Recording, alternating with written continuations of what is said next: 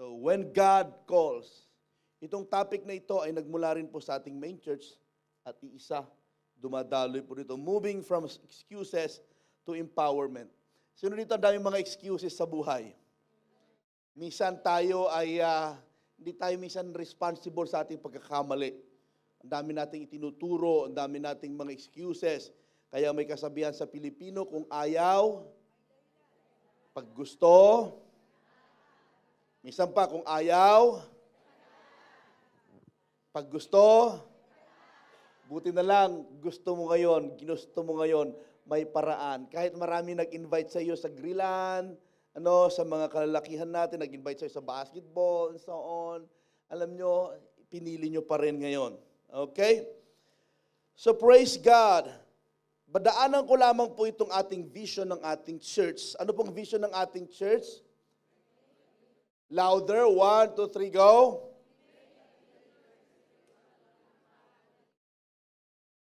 In Vienna, in Geneva, kasi nasa Geneva ka. In Geneva, okay, in Switzerland, Europe, the whole world by winning and discipling others. So yan po ang vision ng ating church. Kaya po naisilang po ang church dito sa Geneva dahil po dito from ating mother church. Actually ho, thank you. Nakakatuwa itong mga kabata, talagang hindi nila ako pinapabayaan. Actually, sa September 14 ay 30th anniversary ng ating mother church sa 31st? 31st anniversary ng ating mother church doon ho sa Vienna. Okay? So, ino-open po ito sa lahat. Kung po pwede po, kung gusto nyong pumunta, mag-register po kayo, magsabi kayo po sa amin, sa inyong live group, i-gather po natin para ipaalam lang natin sa kanila kung ilan ang makakapunta dito ho sa Geneva. Amen po ba yun? Yung may mga permit dyan. September pa naman, umpisa nyo nang maglakad. Okay. Tumingin na kayo ng ticket. Malaman natin by latest ay next week. Next week. Ay pa rin na maano po para may prepare naman po natin sila. Ang Olten, ang Zurich, alam nyo kung ilan po ang Zurich na pupunta? 25 sila na pupunta. So naglakad na sila, nag-start na sila kanina. Hindi, biro lang po. So ano po kayo ng ticket and cheap lamang po, mura lamang po ito. Kung pupunta kayo doon, ay huwag naman kayong pupunta mismo ng Sunday.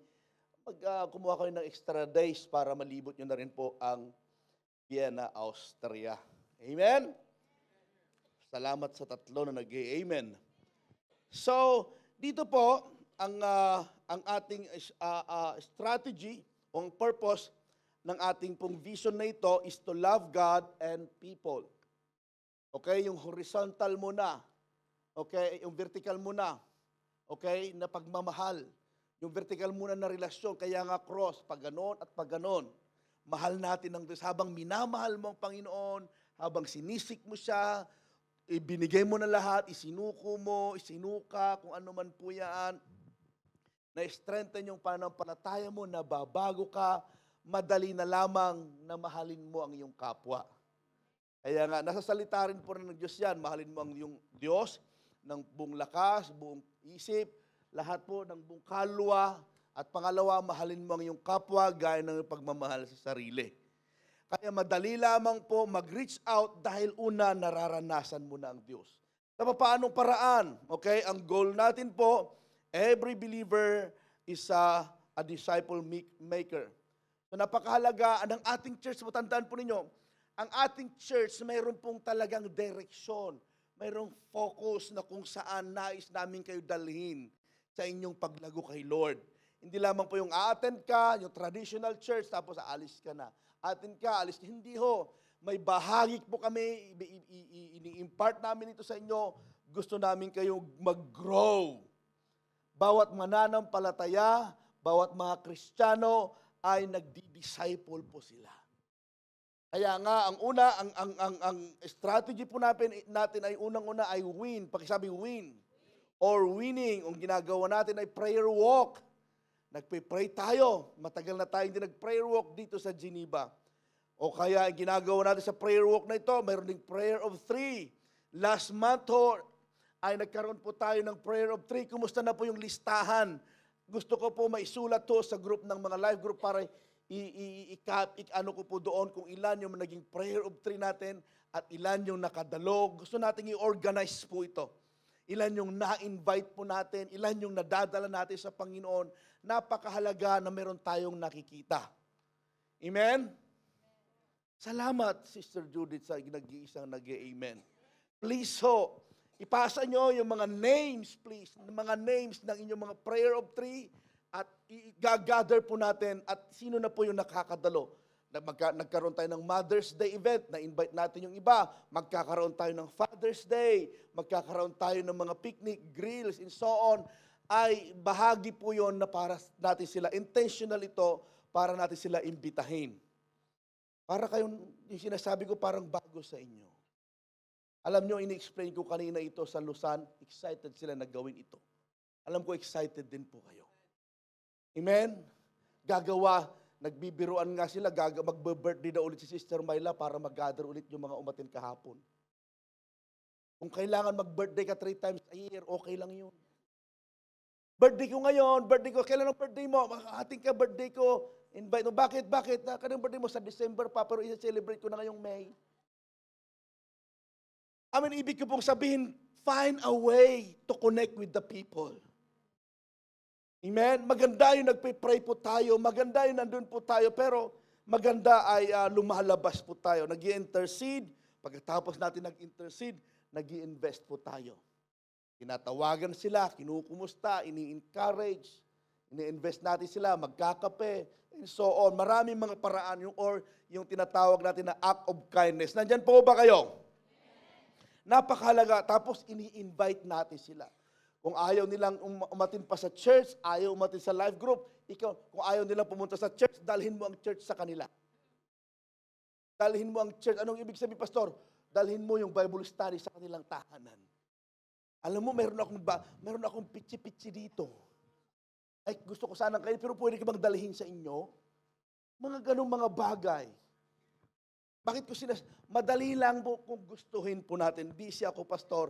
Yan mamaya ang pag-aaralan po natin. Tapos pagkatapos ng winning, naka-attend sila, ay mayroon pong tinatawag na 10 lesson na kung saan tinatawag din na pre-encounter. Ang pre-encounter, ito yung mga foundation. Sino ang Diyos? Dito mo makikita kung itong tao na ito na ini-invite mo, alam niya kung ligtas na siya o hindi. Kung ano lang pananampalataya niya sa Diyos o hindi. Amen? Intentional. Hindi natin inilalapit sa atin, inilalapit natin sila sa Diyos in a biblical way. Maraming mga Kristiyano, maraming mga, they claim that they are saved, but pag tinatatanungin mo sila, di nila alam kung paano sila naligtas. Basta, ligtas ako. Ganun na lang. Okay? Tagagaya ng katabi mo. Ipa-explain mo sa kanya kung paano ligtas. Basta. Alam ko yung ligtas ako. Basta, by faith. Kasama makita salita ng Diyos, basta, in the book of basta. Okay? Bakit napakahalaga itong pre-encounter, itong mga foundation? Sino ang Diyos, ang tao, ang kasalanan, paano naliligtas, panalangin, and so on. Pagkatapos yon, dadalhin natin sila sa EGR. Sino nag-EGR na dito? 10 years ka na, 12 years ka na. Every EGR, busy ka. Pero outdoor, outreach, nandun ka. Kapatid, mahalaga yung EGR. Hindi para lang requirements ito, para din sa iyo. Ang inyong pastor, nagpapastor na ako sa Pilipinas, gusto ko ma-receive itong vision na ito, dinaanan ko lahat ito. Hindi dahil sa gusto ko magpastor, no. Dahil gusto ko pang makilala ang Diyos. Okay? Amen po ba? So, pagkatapos ng encounter, may 10 lesson na naman. Sino yung nag-EGR at nagpo-post-encounter kayo? Yan. Yan, yung post-encounter. Dito naman, yung isinuko mo, ay tutulungan ka ngayon na mag-grow kay Lord. Tapos, pagkatapos ng post-encounter, sa post-encounter, may lesson din po doon ng water baptism. Ipinapaliwanag ko. Ang ating church hindi para pumunta kayo sa isang church, tapos mamaya babautismohan kayo. Hindi po tayo ganun. Amen? Nakapunta na ba kayo sa ganong church? Umuting ka lang, mamaya bibigyan ka na ng damit na pang-baptize, babaptize ka na sa likod ng... Hindi ho ganon. Dito po, ini-explain at binibigyan kayo ng laya at nasa inyo ang desisyon kung gusto nyo magpa-water baptize. Ipinapaunawa. Amen? Ayan. Tapos po, pagkatapos ng water baptism, ay nagkakaroon din po ng membership class. Ang membership class, hindi para kontrolin po kayo. Para din po sa inyo ito. Unang-una, para sa legal, minsan, kailangan nilang certificate ng community. Minsan, nagagawa tayo ng sulat ni Pastora Cathy para maback-upan namin kayo pag mag-apply kayo ng permit and so on. Mayroong mga ganon. Amen po ba? At ina-acknowledge po yung sulat from our church dahil legal po ang ating church. Amen? At the same time, siyempre pag ang membership class, para doon namin kayo mapagtutuunan.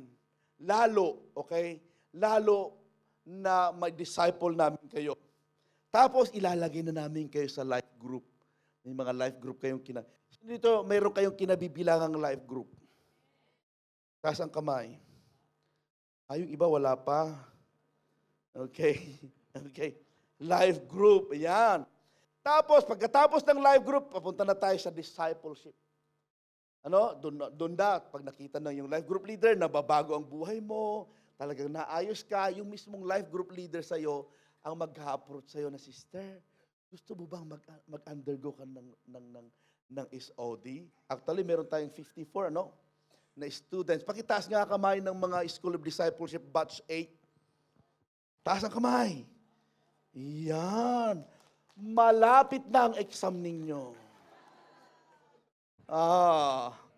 Kapag hindi kayo pumasa, ibig sabihin, mahina ang teacher. Okay? Malapit na kayo, mag-review na kayo. Tulungan kayo ng inyong mga life group leaders. O tanungin nyo yung mga life group leaders. May level 1, level 2, level 3 na sa po. Pagkatapos po, send na. Kapag natapos kayo dito, may specific kayo, tutulungan namin kayo na one day, kayo naman ang mag-handle po ng life group. Nakakatuwa yung gano'n, Na kayo na, tatawag, halimbawa si Sister Beng, may life group na siya. Tatawag siya kay Ate Helen. Ate Helen, itong life group ko, nag-grow sila. Sabi natin, Helen, ilan sila, sister? Mga 38 po sila. Amen. Dahil nga, kaya lang Ate Helen, yung mga live group ko, pag nagme-message ako sa Viber, hindi sila sumasagot. Hindi sila sumasagot sa live group ko. Sasabihin, ay nako, bawi-bawian lang yan. Amen? Bakit ko sinasabi ito? Ang pagwiwin ng kaluluwa ng tao para sa Panginoon, it's fun. Kaya nga, blessed is the one who bring good news, sabi niya . Good tidings, sabi niya. So, ang tandaan natin, ang dala-dala natin ay magandang balita. So, sa evangelism, life group, leading, ministry involvement, and so on, at lahat ng mga ito nakaakma sa inyong paglago. Amen? Amen po ba? Okay. Ngayon ang ating mga life group leaders naman, at ibang mga subgroup leaders ay nag-undergo na rin po yung tinatawag na ISOM. Bible School po yan. Kasi yung ibang mga leaders natin, gusto raw nila maging Doctor of Divinity. Yeah, amen. Gusto pang lumalim sa Panginoon. So, punta na tayo sa ating lesson.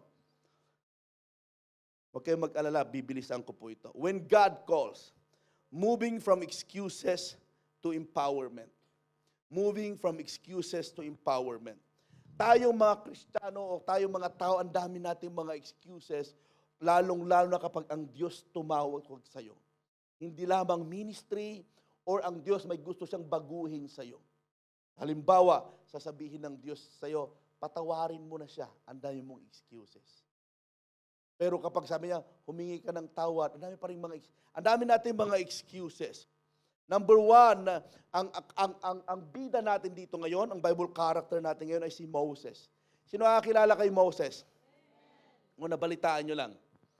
Okay? Sa Exodus chapter 3, verse 11, ito po, ang unang excuse ni Moses, number one excuse ni Moses, I'm not capable.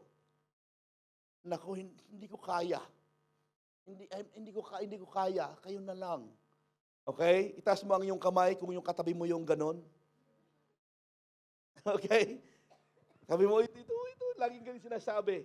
Pag opening prayer mo, kayo na lang. Okay? Mag-invite, kayo na lang. Kayo na lang. So I'm not capable. Tingnan niyo si Moses sa verse 11. But Moses said to God, who am I that I should go to Pharaoh? Bring the Israelites out of Egypt. Sino ako? Ang baba ng kanang, basahin niyo naman sa Tagalog, 1, 2, 3, go. Mas malakas, 1, 2, 3, go. Sumugot.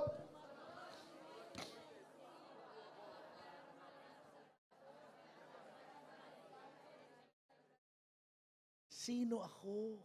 Okay? Sino ako? So, tinitignan niya ang kanyang sarili na wala siyang kakayanan. Pero bawat excuses natin, unang alibay ni Moses ay merong kaagad-agad sagot si Lord. Hindi para ibagsak ka, kundi ini-encourage ka. Unang-unang sabi niya, Moses, pagdating sa verse 12, hindi mo kaya, alam kong hindi mo kaya. Pagsagot niya ng Diyos, I will be with you. Samahan na lang kita kasi alam ko hindi mo kaya. Sarap nun, no? Amen?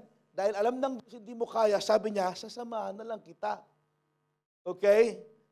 Sinabi ng Diyos, sasamahan kita. Maraming mga pangako ng Diyos at the same time, ito ang salita ng Diyos sa iyo. May mga pagsubok, may mga challenges na pinagdadaanan mo ngayon, pero pwede mong i-claim itong verse na ito, Lord, samahan mo naman ako. Pero pagdating sa calling, pag tinatawag ka ng Diyos sa specific ministry, sa paggawa ng mabuti, huwag kang matakot, sasamahan ka ni Lord. Tapikin mo yung balikat ng katabi mo, huwag kang matakot, sasamahan ka ni Lord. May nagsasalita pa rin walang kausap.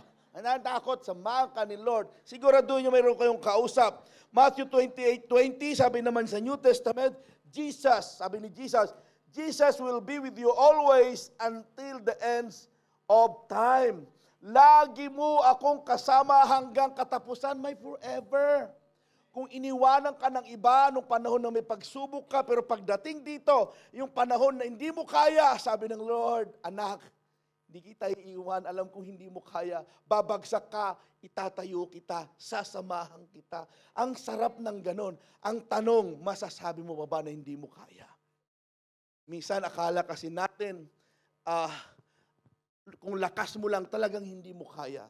But take note, ito yung time na si Moses, nawala na po yung confidence niya. Ito yung time na si Moses, 40 years na niyang kasama ang mga tupa. Dati siya po ay nandun sa palace. Ngayon, after 40 years, nasa ilang siya, kasama niya ang mga tupa, nawala na yung confidence na even to the point, hindi ko kaya. Hindi ko kaya. Pero alam ko, yung iba sa inyo, kinakaya po ninyo. Tinulungan kayo ng Diyos. Number 2 na excuse ni Moses, I don't know enough about God. Paano naman ako magpapagamit? Wala pa akong alam. Kaya nga, mayroon tayong vision. Kaya nga, tinuturuan namin kayo. I-avail ninyo ang inyong sarili. The same.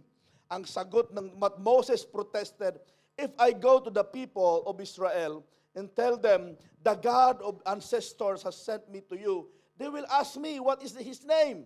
Then what should I tell them? Sabi niya, kung pupunta ako sa mga Israelites na ilalabas ko sila sa slavery, tatanungin nila, sino ang Diyos na nagpadala sa akin? Anong pangalan? Okay? Sabi niya dito sa Tagalog, pupunta ako sa mga Israelita at sasabihin sa kanila, ako'y sinugo ng Diyos ng aming ninuno. Ngunit ano ang sasabihin ko kung itanong nila kung sino ang nagsugo sa akin? Pero may sagot pa rin si Lord. Sabihin mo, may sagot pa rin si Lord. Sa panahon na hindi mo alam pa ang patungkol sa Diyos, ito ang sagot ng Diyos.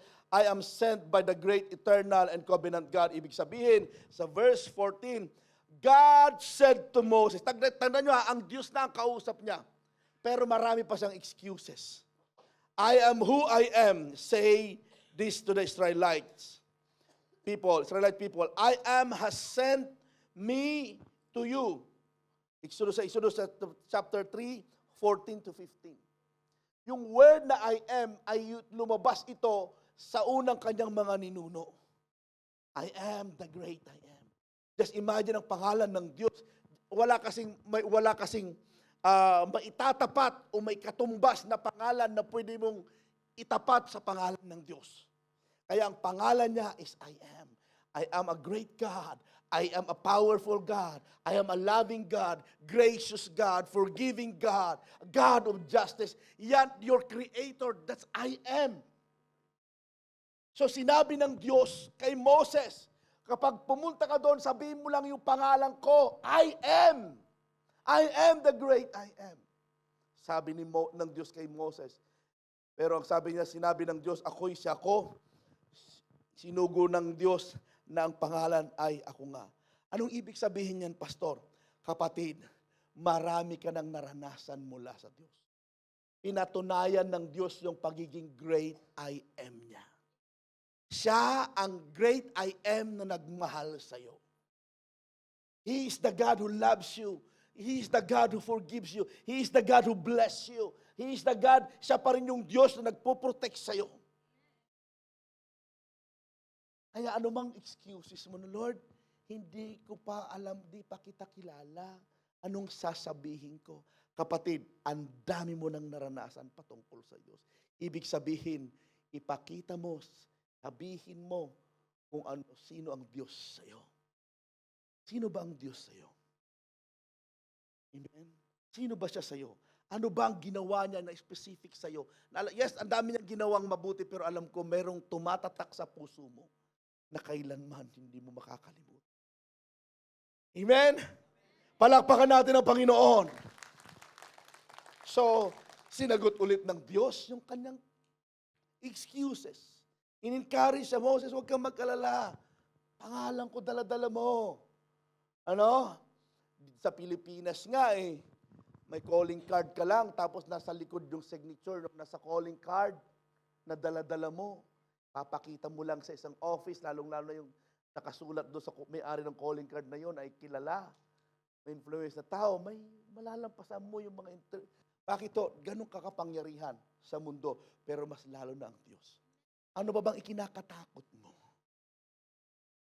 Sabihin mo sa katabi mo, ano ba bang ikinakahiya at ikinakatakot mo? Sabihin mo sa katabi mo, ano pa ba?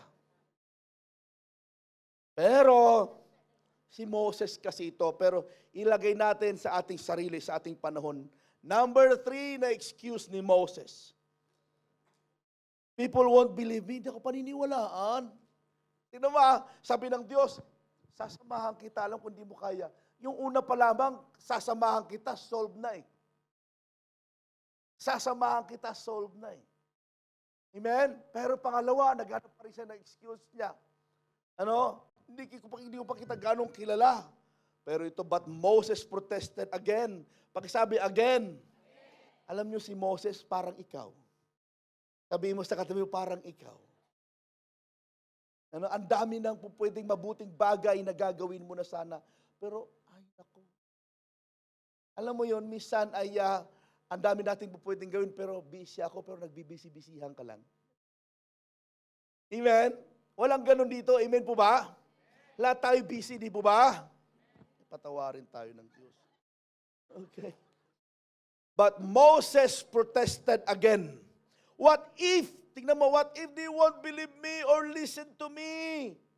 Okay. What if they say, the Lord never appeared to you? Sabi ni Moses, paano kung di ako paniniwalaan? Minsan mayroong ganyan. I-prepare mo na, inihanda mo na, ganito, parang ganito. Nag-SOD na, natapos ng SOD, lahat nandun na, nag-Romance Road, alam na niya. Pero nung isesend mo, nung isend mo, mag-share ka, mag-invite ka, sila na lang. Amen? Bulungan mo yung katabi mo. Sabihin mo sa kanya, kapatid, sige, matulog ka lang. Spiritually, minsan, makinig kayo, minsan kaya yung mga bago, minsan yung mga kaya napapangunahan tayo, dahil minsan nasa atin na, handa ka na, ayaw mo lang. Meron naman, sugod ng sugod kahit hindi handa. No? Kahit hindi handa. Pero minsan may bunga. Pero kasi yung handa, wala. Tingnan nyo, nung panahon baka mawala tayo. Okay. Ito naman ang empowerment ng Diyos.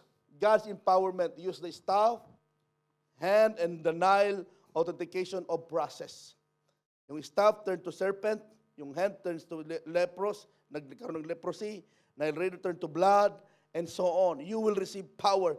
Ibig sabihin, kapatid, itong hand, staff, and Nile, ano man itong mga miracle na ginawa ng Diyos kay Moses, maniwala lang, sumunod lang. Kapatid, marami ng miracle na ginawa sa Lord sa'yo. Sa oras na ito, miracle na nandito ka. Actually, nandun ka sana sa isang apartment, nagtotong eats. Nandito ka. Actually, wala ka sana, nandito ka. Actually, sira na sana ang marriage mo, ang buhay mo, pero nandito ka. Ang dami ng pagbabago, miracle na ginawa ng Diyos sa'yo.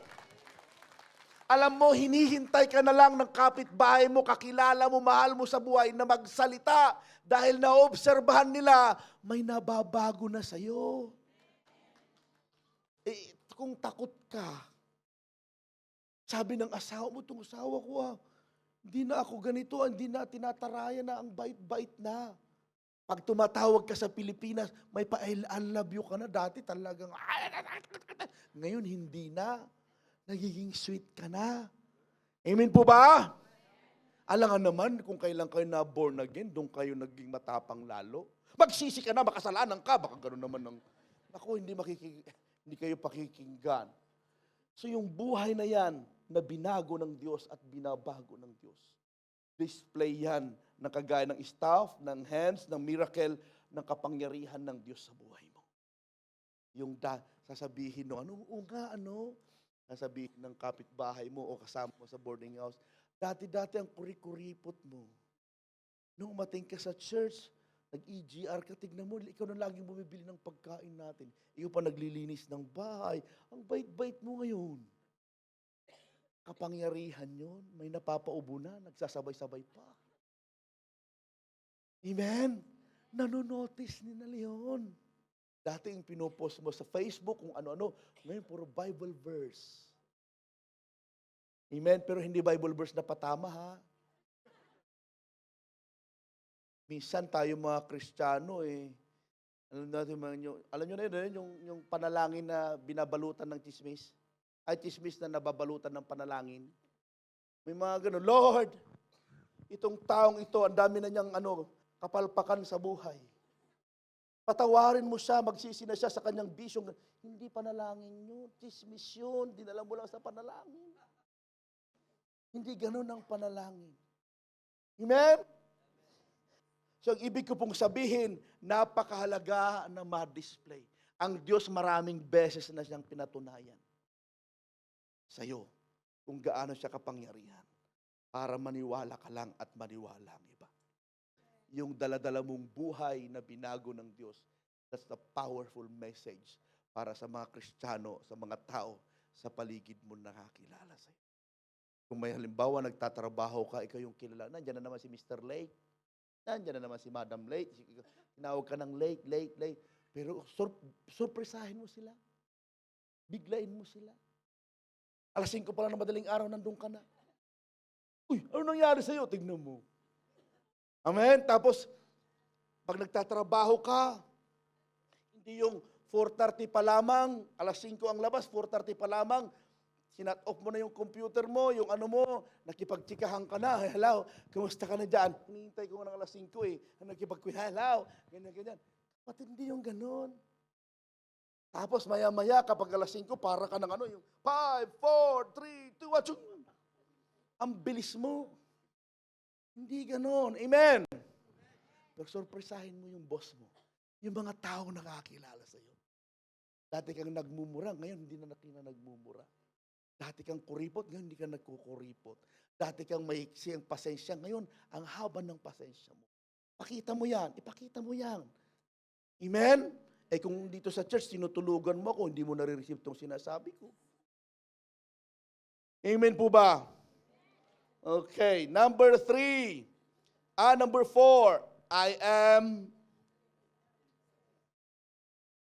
a terrible public speaker. Hindi, buyoy ako. Hindi ako marunong magsalita. Marami akong kilalang ganyan. Tingnan mo yung katabi mo. Kilala mo ba yon? Sabihin mo.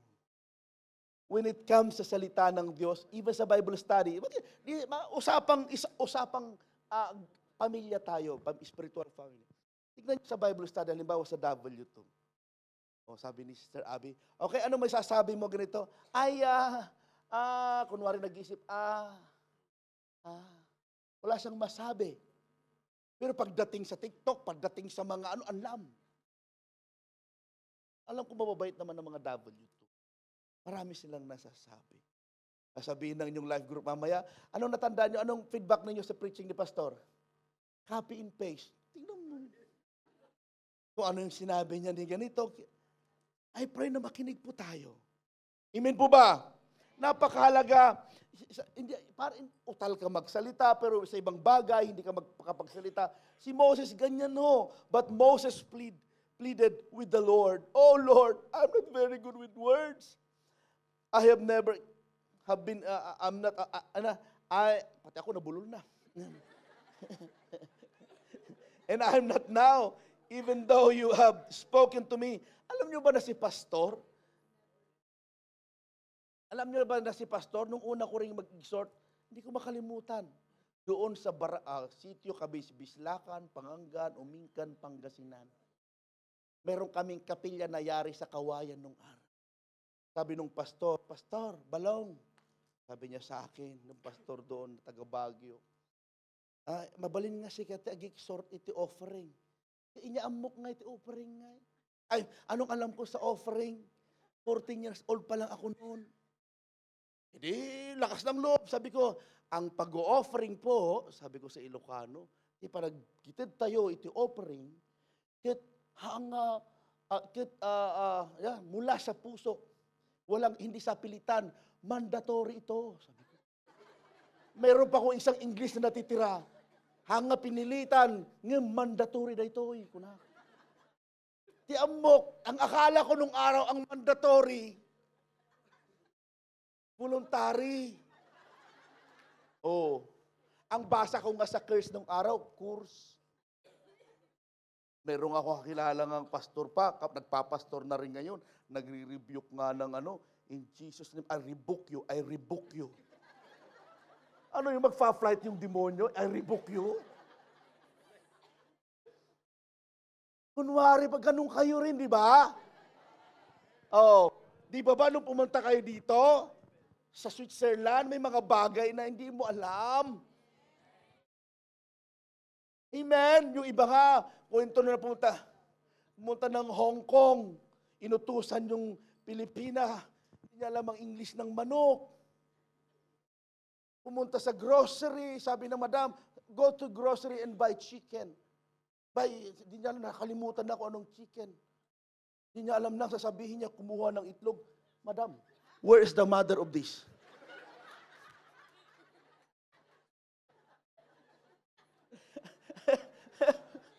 Pero ngayon, yung Pilipina na yon, pabilihin mo ng chicken ngayon, alam na niya.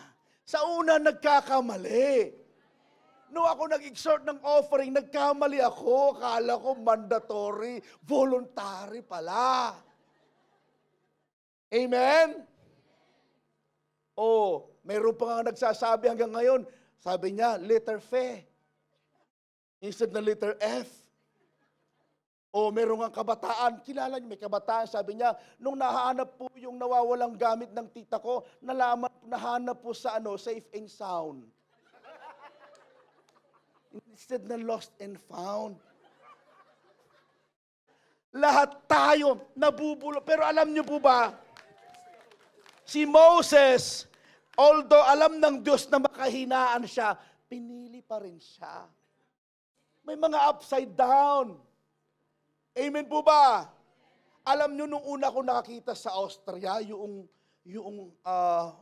parang blower ng dahon, nakakatuwa sa Pilipinas, meron sana ganyan. Kasi ang alam ko lang vacuum eh.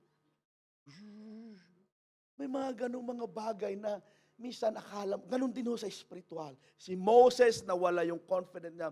Pero ang Diyos, ito ang encouragement niya sa kanya. Ito ang empowerment ng Diyos sa kanya. I will be your mouth. Now, go. Actually, sinabi ng Diyos doon, sino bang gumawa ng bibig? Sabi ng Diyos I will help you to speak well. I will teach you what you must say. Basahin nyo sa Tagalog, tutulungan. 1, 2, 3, go.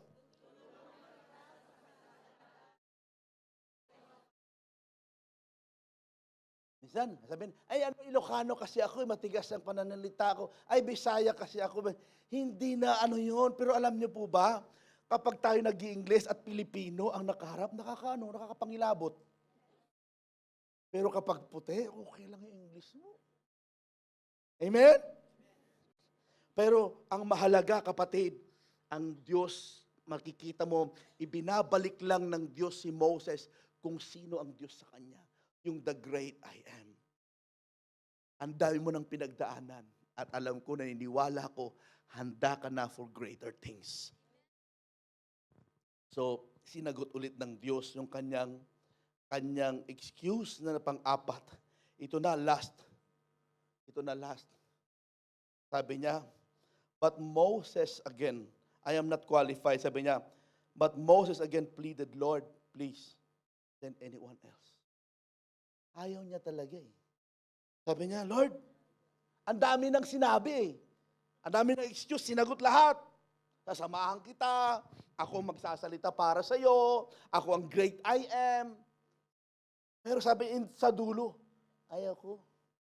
Dinisqualify ang sarili. Ayaw. Pero sinabi ni Moses, Panginoon, kung maari po, magpadala na lang kayo ng... Ginawa ba ng Diyos yon? Hindi ho, dahil ang Diyos ang pumili sa kanya, hindi nagkamali. Hindi ka man specific na magpapastor, magla-life group leader, pero alam mo, may pupwede kang gawin for His kingdom. Na isang salita mo lang, pupwedeng pagbabago ng iba. Mag-invite, mag-text, mag-message, mag-send, magmangumusta, or in so on, may mga specific, makinig kayo sa akin, may specific na pinapagawa ang Diyos sa'yo, na pupwede yung mga tao na inilalapit sa'yo ng Diyos ay pupwedeng makaalis sila sa spiritual na slavery na kagaya nito. Pupwedeng makaalis sila, maayos, ma-restore ang kanilang buhay, magamot ang kanilang inner na sugat. Pero ito empowerment ng Lord sa kanya. Okay, I will send Aaron to help you. Akala niyo siguro si Moses, kakamot-kamot siya. Akala ko, hindi na. Yung pala, si Aaron po, kapatid po ni Moses. Then the Lord became angry with Moses. Aaron the Levite is your brother. Sabi ng Diyos sa kanya, sige, dahil di ka marunong magsalita, ilalapit kita, sasamahan ka ni Aaron. I pray itong preaching na ito, hindi man literal na Aaron, pero maging spiritual na Aaron sa'yo. Si Aaron po ang tumulong kay Moses nung panahon na napapagod siya. Si Aaron na kung saan mga tao sa paligid mo na umaalalay sa iyo para ma-fulfill yung kalooban ng Diyos sa iyo, para makamit, ma-reach mo yung pangarap mo, ma-fulfill yung goal mo. Marahil asawa mo yan. Kagaya nito, kapamilya ni Moses, kapatid mo yan. Marahil life group leader mo yan. May mga tao na ilalapit sa iyo ng Diyos sa panahon na dinidisqualify mo ang iyong sarili.